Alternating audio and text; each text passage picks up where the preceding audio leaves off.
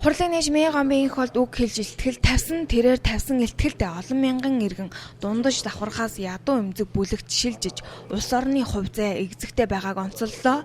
Хуралд нийт 300 гаруй гишүүдээс 170 гаруй гишүүд эрдэстэйгээр эхэлсэн. Тус хурлаар Монгол Ардын намын хүний нөөцийн бүрдүүлэлтийн асуудлыг хэлэлцэж хариуцлага тооцох намын санхүүжилт 2016 оны сонгуульд нэр дэвшигчийг хэрхэн сонгох асуудлыг хэлэлцэж баталгаар төлөвлөсөн байна. Ардын намын 27 дугаар их хурлаас үндэсний эм нэгдэл язгуур эрх ашгийг эрхэмлэх уриалга гаргасны дагуу улс төрийн бусад нам хүчнүүдтэй идэвхтэй хамтран ажиллах зарчмыг бид өнгөрсөн хугацаанд баримталж ажиллалаа.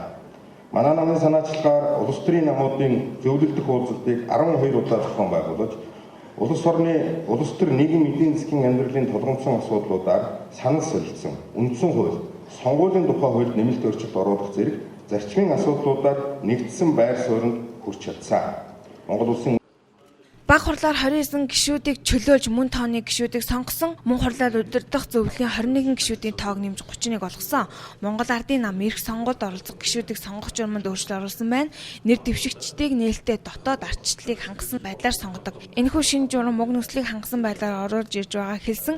Өөрөөр хэлбэл анхан шатнаас намын гишүүдээр хэлэлцүүлээд түүнийг удирдах зөвлөл хэлэлцэж нэр дэвшүүлэхээр болж байгаа юм.